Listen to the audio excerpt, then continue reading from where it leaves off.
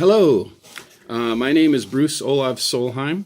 I have been writing since I was 4 years old, so I'm now almost 60. So for many, many years, 56 years, I've been writing.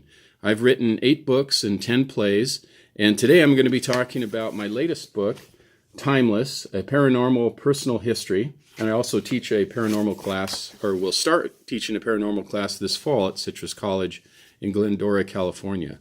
My parents were from Norway. I'm first generation American, and the first person in my family to go to college. I also served 6 years in the Army. That's just a little bit about me. This book was illustrated by my friend Gary Dumm, who's famous for illustrating the American Splendor series with Harvey Pekar, if you're familiar with that. Anyway, I would like to thank Joe Compton for letting me talk about my book here today. I'm going to read a story called Deception Pass. Now, these are all part of things that have actually happened to me. So this is a paranormal memoir. This story is called Deception Pass.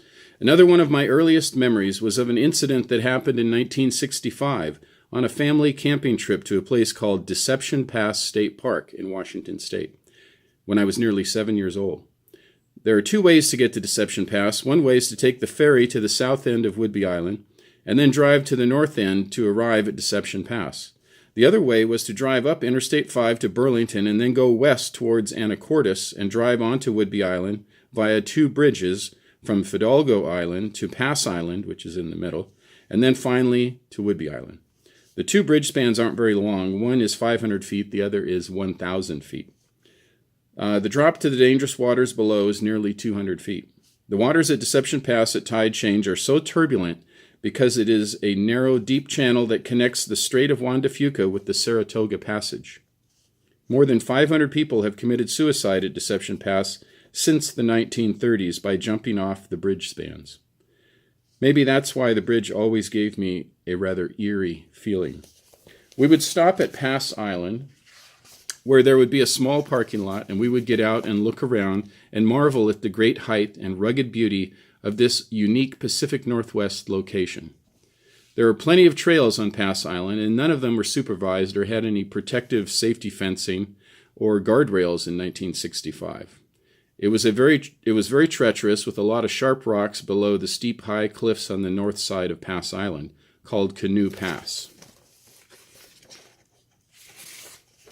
One summer day, I remember running around like crazy, like I usually did when I was a kid, with my parents not knowing where I was half the time. As I was running with careless abandon down a trail on the north side of Pass Island, I didn't notice that the path ended abruptly at the edge of the cliff. The cliff plunged down nearly vertical with sharp rocks at the bottom, 200 feet below, in the raging, turbulent seawater running through the narrow channel. I have 2 memories of what happened next. In one memory, I plunged to my certain death alone and immediately knew what a terrible mistake I had made. Oddly, I don't remember hitting the rocks below or the blackness, just blackness. In another memory, I ran off the cliff and again knew I was doomed, but then time stood still as I floated in the air momentarily. I felt an intense warmth and bright light hovering near me and holding me. The next thing I knew, I was back on the trail as if nothing had happened. My dad had me by the shoulders. He was furious and yelling at me. My mom came after and was crying. Had I fallen from the cliff and died, or had some mysterious force or entity stopped the tragedy and safely lifted me back onto the trail? Obviously, I'm writing these words, so I must have lived, yet I have this haunting feeling that something else happened as well. My parents were very angry and never spoke about this incident. I was convinced that this was the work of my guardian angel once again. I've thought about this near-death experience over the years and wonder if sometimes different paths in our lives run simultaneously. In other words, maybe there is one version where I died and another version where I lived. Maybe these forks in the road of time happen every once in a while, and therefore we never really die. We just continue living on another path ad infinitum. Eventually, after many such experiences and forks, we finally reach old age and die, but only temporarily. Maybe then we return anew to start a new life, reincarnated. It's just a theory. I have no proof, just a hunch. Perhaps there is no death. and perhaps death is the greatest deception of all. I want to show you the illustration of me falling off the cliff and being rescued.